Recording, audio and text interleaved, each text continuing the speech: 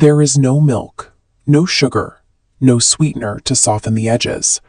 Black coffee arrives exactly as it is, dark, bold, and occasionally harsh.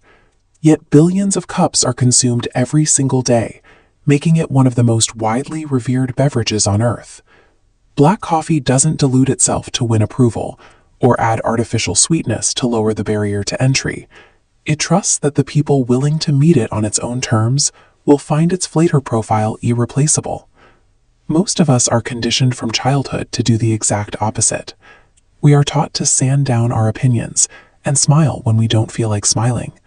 We treat being liked as a function of being palatable, assuming that approval follows agreeableness. Performing sweetness comes with a cost. It attracts people who are only drawn to the performance, leaving you to feel hollow as you sandpaper your own identity to avoid causing friction. The world is starving for honesty. When you stop performing and show up as yourself, the people who connect with you become fiercely loyal. They trust you because you don't need their approval to exist comfortably in your own skin. For almost everyone, the first sip of black coffee is a mild shock. It is a jolt of bitter intensity that the palate isn't ready for. Most people grimace, reach for a sugar packet, or decide they simply aren't coffee people. Those who stay with the experience find that the palate eventually adjusts. The flavors deepen as the ritual takes on meaning. That initial discomfort serves as a sign that the drinker is still developing the capacity to appreciate the richness beneath the surface. This maps to any meaningful pursuit. Learning a new language leaves you fumbling in the dark. Starting a business requires navigating relentless uncertainty. Building intimacy requires the risk of being known rather than merely admired. Growth requires staying in the discomfort long enough for transformation to happen. We often use the phrase "an acquired taste" as a dismissive shrug. In reality, it describes something that rewards sustained exposure.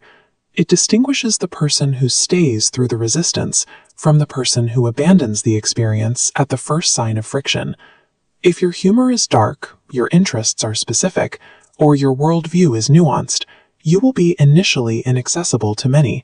That is a functional filter. It ensures that the people who put in the time to know you will understand you in a way casual approvers never could. Black coffee is a complex chemical landscape. A single cup contains over 1,000 distinct chemical compounds.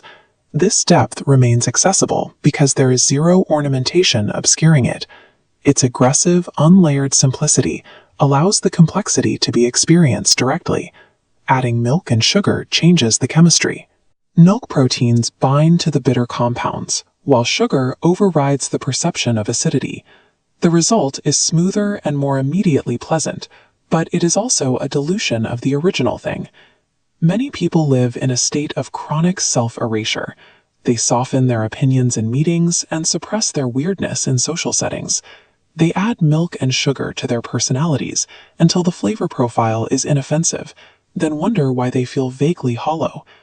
You can make yourself more accessible by smoothing your edges and lowering your intensity, but this trade-off comes at the cost of the very traits that make you exceptional.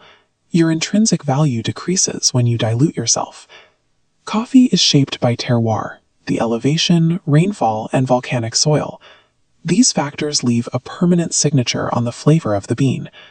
While the environment can enhance inherent quality, it cannot create it where it doesn't exist. A great bean possesses core traits that function regardless of whether the conditions are perfect. Your origin shaped you. Your childhood and your past relationships left marks that won't fully disappear. But your curiosity, strength, and discipline belong to you. Your quality is not contingent on your circumstances. Professionals use black coffee as a quality indicator because it has nowhere to hide. Stripped of masks like cream and sugar, a bad batch reveals its flaws immediately, while a great batch announces itself with clarity. This transparency is why we feel deep unease around human inconsistency.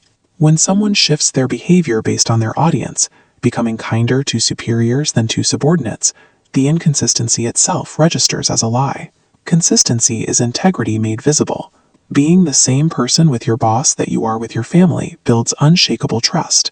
It is the practice of committing to yourself. A cup of black coffee never apologizes for what it is. It never wonders if it would be more loved if it were a little more accommodating or a little more sweet. If you present yourself without filters, some people will not like you. This is the natural consequence of being something real rather than something designed for mass appeal.